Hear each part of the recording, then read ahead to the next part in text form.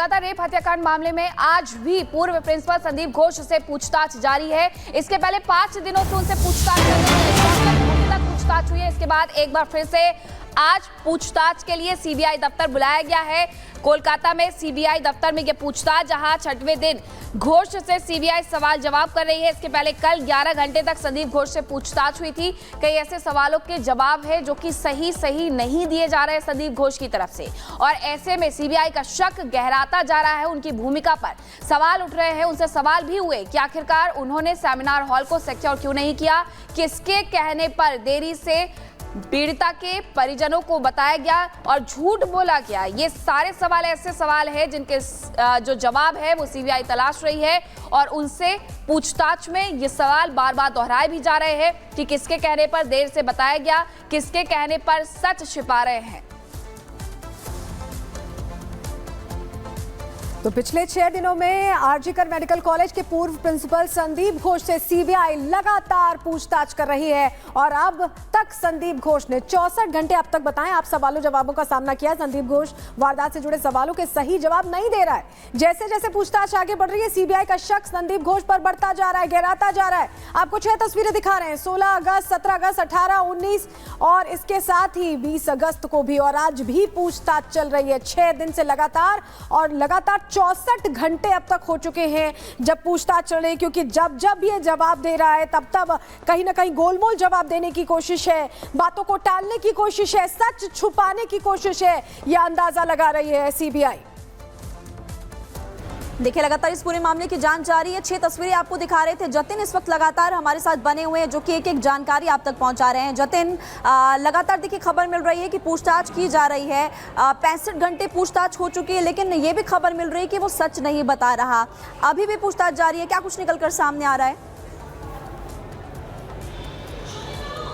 आज बिल्कुल देखिए सेटिस्फाइड नहीं है सीबीआई, और यही कारण है कि लगातार उनको सम्मन किया जाता है और अगले दिन वो सुबह होते ही सीबीआई के सामने तलब हो जाते हैं, पेश हो जाते हैं। आज सुबह 9:30 बजे पूर्व principal Sandeep Ghosh CBI headquarter पहुंचे हैं।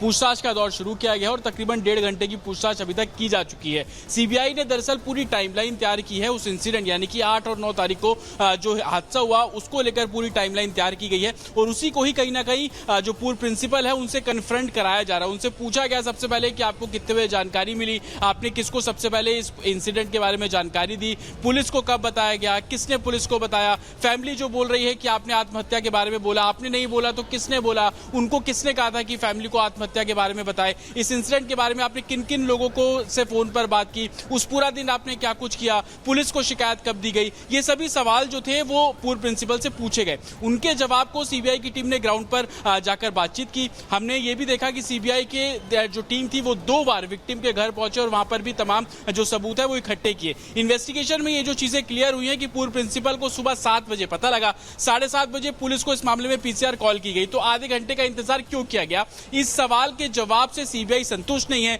और यही कारण है कि वो सबूतों को कलेक्ट करते हैं और उसके बाद प्रिंसिपल के सामने कन्फ्रंट कराया जाता है। यह भी जानकारी मिल रही है कि पूर्व प्रिंसिपल ने कुछ कॉल डिटेल्स डिलीट की थी। वो कौन लोग थे जिनकी कॉल डिटेल्स डिलीट की, किसने कहा था डिलीट करने के लिए, इस सवाल के जवाब से भी सीबीआई संतुष्ट नहीं है, इसलिए उनको बार बार बुलाया जा रहा है। किन लोगों के संपर्क में थे, किसने कहा, सवालों के जवाब है जो सीबीआई तलाश रही है। देश जानना चाहता है कि आखिरकार उस रात हुआ क्या था। बहुत शुक्रिया आपका तमाम जानकारी के लिए। लेकिन अब आपको दिखाते हैं 4 किरदार वो कौन से हैं जिनके साजिश से तार जुड़े हो सकते हैं। सबसे पहले नाम संजय रॉय का, जो कि मुख्य आरोपी है, उसका पॉलीग्राफी टेस्ट करवाया जाएगा, साइकोलॉजिकल टेस्ट हो चुका है। उसके बाद नाम है अरुण दत्ता, एएसआई, आरोपी का करीबी बताया जा रहा है। दूसरे दिन सीबीआई की पूछताछ इससे हुई थी, और इसी के साथ जो तीसरा नाम संदीप घोष का, पूर्व प्रिंसिपल है, पूछताछ का 6वां दिन है, 5 दिन की पूछताछ हुई है 64 घंटे तक, और उसी के साथ विनीत गोयल, पुलिस कमिश्नर कोलकाता, सवालों के घेरे में है पुलिस, क्योंकि इस पूरे मामले में पीसीआर कॉल आधे घंटे बाद की जाती है, और जो मृतका की बॉडी है उसे 2 घंटे बाद रिकवर किया जाता है, यानी कि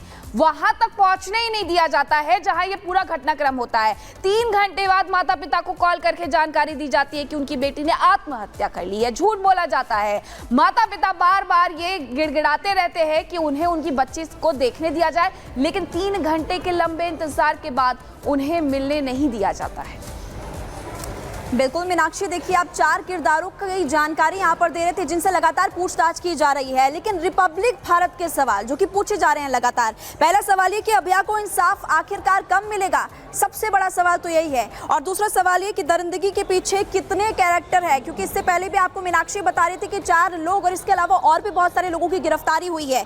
तीसरा सवाल ये कि गुनहगारों को कौन आखिरकार बचा रहा है, क्योंकि सवाल यहाँ पर ममता सरकार पर भी लगातार खड़े हो रहे हैं। इंसाफ की आवाज आखिरकार कौन दबा रहा है, ये भी सबसे बड़ा सवाल है। और ये सारे के सारे सवाल रिपब्लिक भारत पूछता है, सीबीआई की जांच से कौन डर रहा है और ममता की पुलिस आखिरकार क्या छिपा रही है। अभी इस पूरे मामले में, इस पूरे केस में क्या कुछ अपडेट निकलकर सामने आ रहा है, आपको इस रिपोर्ट के जरिए बताते हैं।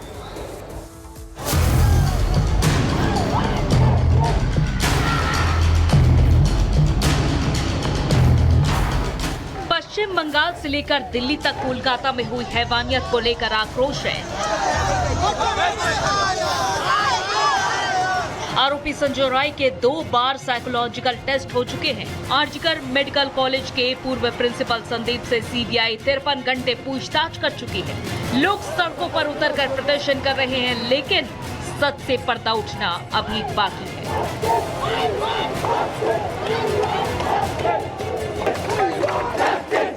क्या आम क्या खास, हर कोई इस दरिंदगी से हिला हुआ है। पूर्व भारतीय कप्तान सौरभ गांगुली भी इस वारदात को लेकर मुखर हो गए हैं और अब उन्होंने सड़क पर उतरकर विरोध जताने का फैसला किया।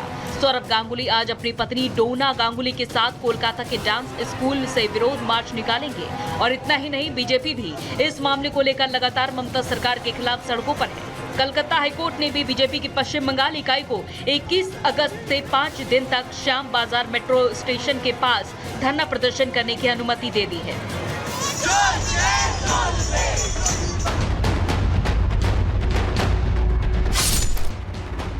एक तरफ जहां लोगों में लेडी डॉक्टर के साथ हुई दरिंदगी को लेकर गुस्सा है, तो वहीं कल सुप्रीम कोर्ट ने भी मामले की सुनवाई करते हुए ममता सरकार को जमकर फटकार लगाई है और पुलिस प्रशासन की कार्रवाई पर भी सवाल खड़े किए हैं। जिसके बाद कोलकाता पुलिस ने पूर्व प्रिंसिपल को पीड़ित की पहचान उजागर करने को लेकर लाल बाजार में पेश होने का नोटिस जारी किया है।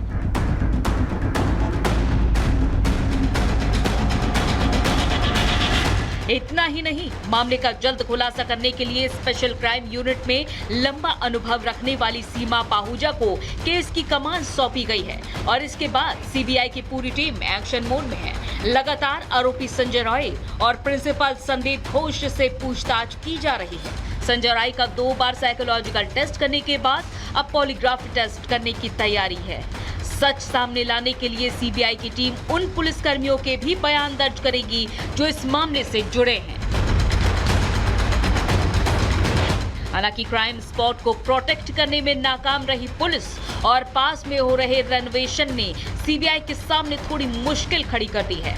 लेकिन सीबीआई ने इस मामले में अब तक जो कुछ भी आरोपी से उगलवाया है और जितने सबूत इकट्ठे किए हैं, वो वारदात के पीछे एक बड़ी और गहरी साजिश की तरफ इशारा कर रहे हैं। Bureau report, Republic Bharat.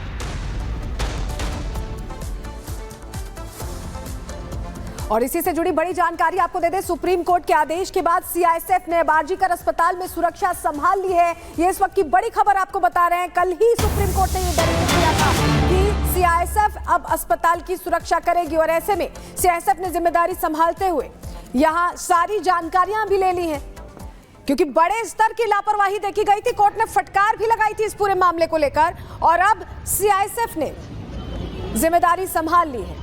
तस्वीरें भी हम आपको दिखा रहे हैं, ये आप देख पा रहे हैं। बंगाल पुलिस से जानकारी लेती हुई सीआईएसएफ, सुप्रीम कोर्ट के आदेश पर अब सीआईएसएफ की तैनाती हो गई है आरजीकर अस्पताल में। जिस तरह की घटनाएं हुई थी, पुलिस को भी कड़ी फटकार लगाई थी कोर्ट ने और पूछा भी था कि आखिर किस तरह की व्यवस्थाएं रखी गई हैं जो इस तरह की घटनाएं हो जाती हैं। हजारों लोग अस्पताल के अंदर घुस जाते हैं, तोड़फोड़ कर देते हैं। तमाम सवाल थे जिनका जवाब बंगाल पुलिस नहीं दे पाई और इसके बाद कोर्ट ने डायरेक्ट किया कि अब सीआईएसएफ सुरक्षा संभालेगी और जिम्मेदारी अब संभाल ली गई है।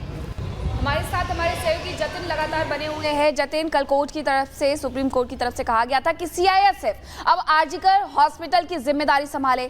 जिम्मेदारी संभाल ली गई है, अभी वहां पर किस तरीके के हालात हैं? आज बिल्कुल देखिए, ये कोलकाता पुलिस के लिए एक सेटबैक है। आप ये समझिए कि एक स्टेट की पुलिस जिसकी जिम्मेदारी थी अस्पताल और दूसरे मेडिकल कॉलेज या दूसरे नॉर्मल स्कूल हर जगह की सिक्योरिटी को प्रोटेक्ट करना, लेकिन सुप्रीम कोर्ट ने बोल दिया कि सीआईएसएफ अब आरजीकर मेडिकल कॉलेज की सिक्योरिटी करेगी। जो डीआईजी है सीआईएसएफ के, वो अभी मौके पर मौजूद है, पूरे हॉस्पिटल का मुआयना कर रहे हैं। कोलकाता पुलिस के जो लोकल इंस्पेक्टर हैं वो भी वहां पर मौजूद है और ब्रीफ कर रहे हैं कि किन किन जगहों पर कितने हॉस्टल्स हैं, इमरजेंसी कहाँ है, ट्रॉमा सेंटर कहाँ है, ताकि एक खाका तैयार किया जा सके। और उस पूरी शीट को जो डीआईजी है वो अपने सीनियर ऑफिसर्स को देंगे, जिसके बाद ये तय किया जाएगा कि कितने सीआईएसएफ पर्सनल की जो सिक्योरिटी है, डिप्लॉयमेंट है, कहां और कितनी स्ट्रेंथ में करनी है, कहां पे प्रोटेस्ट चल रहा है, वो स्टूडेंट्स कितने हैं, भीड़ किस तरीके से होती है, कितने एग्जिट और एंट्री पॉइंट्स हैं, हॉस्टल्स कितने हैं, गर्ल्स हॉस्टल कितने हैं, बॉयज हॉस्टल कितने हैं। तो इस पूरी जानकारी जो है वो जो डीआईजी वहां पर मौजूद है वो कोलकाता पुलिस से ले रहे हैं। संभवतः ये जो बताया जा रहा है कि शाम तक या कल सुबह तक